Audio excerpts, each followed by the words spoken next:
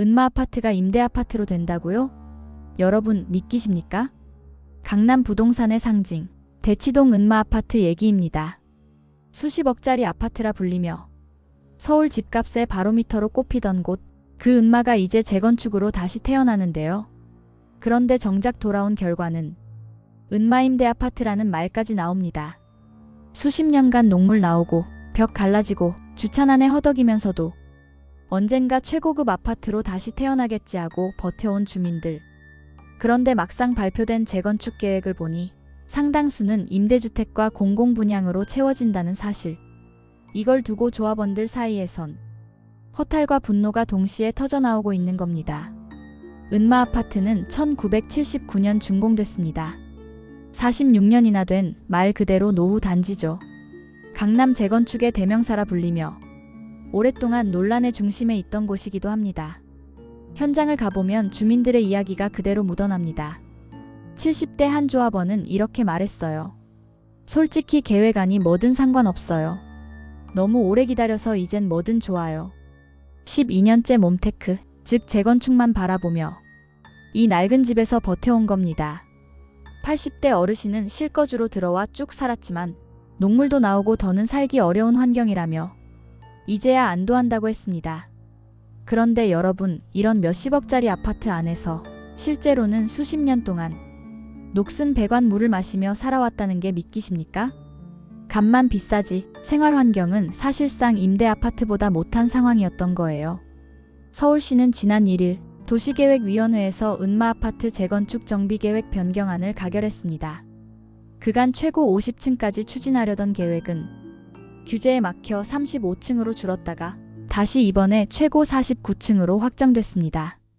결과적으로 은마는 최고 49층, 총 5,893가구 규모의 초대형 단지로 바뀝니다. 현재 14층 4,424가구에서 1,400세대 넘게 늘어나는 거죠. 지하주차장 신설, 400대 규모 공영주차장, 대치역 인근 침수 방지를 위한 사만이 저류조, 개방형 도서관, 보행통로까지 강남 한복판에 걸맞은 인프라가 들어섭니다. 딱 보면 와, 이제 진짜 강남 대표 초고층 아파트가 나오겠구나 싶잖아요? 그런데 문제는 그 속내입니다. 이번 계획에서 가장 논란이 되는 건 바로 공공주택 물량입니다. 원래 677가구였는데 서울시 역세권 특례를 적용받아 공공임대 231가구, 공공분양 182가구가 추가됐습니다. 그래서 총 1,090가구가 공공주택으로 배정된 거예요. 여기서 조합원들 사이에서 이게 은마임대 아파트냐? 는 불만이 터져나온 겁니다. 수십 년을 기다려 드디어 최고급 아파트가 될 줄 알았는데 그 안에 임대주택이 1,000가구 넘게 포함된다.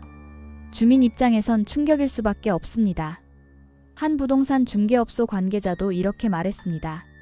사업도 늦어지는데 이례적으로 공공주택이 많으니 일부 조합원들은 화를 내며 우린 은마임대 아파트에 사는 거냐고 묻습니다. 생각해보세요. 몇십억짜리라 불리던 은마, 그런데 새 아파트로 돌아왔더니 내 집은 임대와 같은 라인이라는 꼬리표가 붙는다. 상징성이 크다 보니 이런 표현이 더 자극적으로 다가오는 겁니다. 여기서 끝이 아닙니다. 공공주택 물량이 늘어난 탓에 일반 분양분은 400가구도 안 될 전망입니다. 이게 무슨 뜻일까요? 바로 분양가가 훨씬 비싸질 거다라는 신호입니다. 총 공사비는 이미 정해져 있고 대단지인 만큼 가구 수에 따라 나누게 됩니다. 그런데 만약 400가구로 나누지 못한다면 자연스럽게 한 가구당 부담해야 하는 금액은 더 커질 수밖에 없습니다. 또한 전문가들은 이미 지금이 저평가 구간이라고까지 말합니다. 왜냐? 개포주공과 은마 외엔 강남구에서 뚜렷한 공급 계획이 없기 때문이죠. 그렇다면 분양가가 오르는 건 불 보듯 뻔합니다. 하지만 여기서 중요한 질문이 남습니다. 그렇게 비싸진 일반 분양, 과연 완판될 수 있을까요? 생각해보세요. 은마 아파트 주민들은 수십 년 동안 녹물 나오는 집에서 버텨왔습니다. 불편한 주차, 경사로 없는 출입구, 휠체어 노인들이 계단을 기어올라야 하는 현실. 그럼에도 희망은 하나였죠. 언젠가 우리는 강남 최고 아파트로 돌아올 거다. 하지만 막상 돌아온 현실은 공공임대 1,000가구 넘는 임대 아파트 논란과 400가구도 안 되는 일반 분양이 초고 분양가 완판이라는 숙제를 던져준 겁니다. 결국 이 아이러니는 질문을 던집니다. 몇십억짜리 녹슨 아파트를 버티던 사람들은 결국 최고급 아파트 대신 임대 아파트와 함께 살아야 하고 일반 분양은 줄어든 탓에 가격은 치솟을 텐데 과연 이게 모두가 바라던 해피엔딩일까요? 최근 은마 전용 84제곱미터는 42억 원에 거래됐습니다. 6월엔 81제곱미터가 36억 원에 손바뀜됐고요. 현재 호가는 30억 후반에서 40억 초반대입니다. 이미 이런 수준인데 새 아파트 분양가가 나오면 그보다 더 비쌀 가능성이 높습니다. 50억, 60억 이야기가 나와도 이상하지 않은 상황입니다. 그럼 묻겠습니다. 과연 이 가격에 수백 가구가 완판될까요? 똘똘한 한 채 선호가 강하다지만 아무리 강남이라도 부담이 너무 크지 않을까요? 결국 은마 재건축은 두 가지 교훈을 줍니다. 첫째, 몇십억짜리 녹슨 아파트를 버텨온 주민들이 정작 돌아온 집에서는 임대 아파트와 함께 살아야 한다는 아이러니. 둘째, 일반 분양이 줄면서 분양가는 훨씬 더 비싸질 텐데 과연 시장이 그걸 다 받아낼 수 있을지 의문이라는 점. 여러분은 어떻게 보시나요? 녹물 은마 끝났다는 환호 뒤에 은마 임대 아파트냐는 탄식이 공존하는 지금. 이건 단순히 은마만의 문제가 아닙니다. 앞으로 재건축 아파트들이 겪을 공통된 고민일지도 모릅니다. 과연 이게 진짜 강남의 새 미래일까요? 아니면 또 다른 불만과 갈등의 시작일까요? 두 번째 이야기입니다. 제주도 아파트 단지가 통째로 미분양으로 남아서 공매에 넘어간다고요? 여러분, 이거 진짜 충격적이지 않습니까? 강남도 아니고 부산도 아니고 바로 제주 얘기입니다. 우리가 떠올리는 제주는 파란 바다, 돌담길, 카페, 관광지잖아요. 그런데 그 제주가 지금 부동산 시장에서는 미분양 무덤이라는 이름으로 불리고 있습니다. 대표적인 사례가 바로 애월읍 하기리에 지어진 제주 효성 해링턴 플레이스. 규모가 어마어마합니다. 최고 8층, 17개 동, 425가구. 그런데 여기서 무려 424가구가 미분양으로 남았습니다. 단 1가구만 분양됐고 나머지는 그대로 빈집 상태라는 거죠. 단지 전체가 빈 아파트라는 건 우리나라에서도 전례가 드문 일입니다. 도대체 왜 이런 일이 벌어진 걸까요? 가장 큰 이유는 역시 고분양가입니다.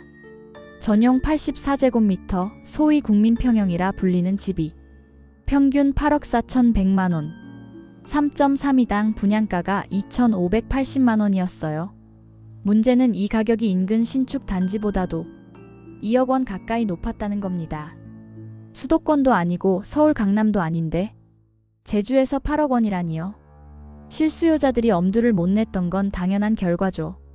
2023년 1, 2순위 청약에서 425가구를 모집했는데 신청자는 고작 115명, 310가구가 미달됐습니다.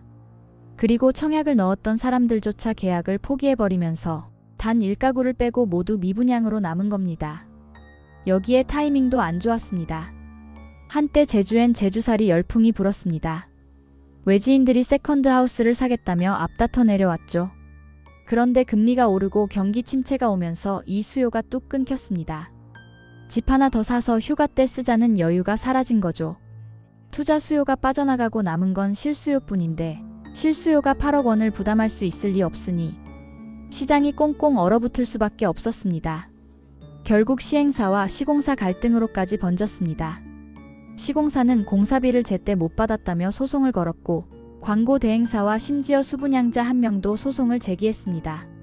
단순한 분양 실패가 아니라 사업 자체가 법적 분쟁으로 휘말려버린 겁니다. 자, 숫자로 다시 보시죠. 올해 7월 기준 제주도의 미분양 주택은 2,486가구입니다. 작년 12월 2,807가구와 비교하면 줄긴 했습니다.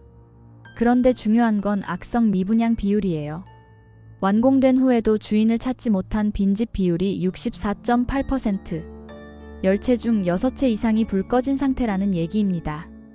2년 전인 2023년 7월엔 34.1%였는데 불과 2년 만에 30%포인트가 뛴 겁니다. 다른 지역과 악성 미분양 비율을 비교해도 제주가 압도적입니다. 부산 46.1%, 대구 41.3%, 울산 40.9%에 불과합니다. 그런데 제주만 64.8%. 지방 도시 중에서도 제주가 악성 미분양 1위라는 오명을 쓰고 있는 거죠. 왜 이렇게까지 심각할까요? 한마디로 말해 제주는 관광지이지 부동산 투자나 실거주지로 적합한 곳이 아니기 때문입니다. 관광객 입장에선 제주가 천국입니다. 공항 내려서 차 몰고 해안도로 달리면 카페마다 줄 서 있고 매일 보는 풍경이 그림이니까요. 하지만 그곳에서 사는 것은 전혀 다른 문제입니다. 안정적인 일자리, 교육 인프라, 교통망, 의료시설. 수도권과 비교하면 턱없이 부족합니다. 서울처럼 매일 수십만 명이 오가는 직장이 있는 것도 아니고 아이 키우기 좋은 환경도 아닙니다. 그런데 아파트 값이 8억 원? 수도권 수준의 가격을 매겼으니 외면받을 수밖에 없었던 겁니다. 실제로 HUG 자료를 보면 올해 7월 기준 제주 민간 아파트 분양가는 3.32당 2,608만 원. 전국에서 서울, 수도권 평균, 대구 다음으로 높습니다.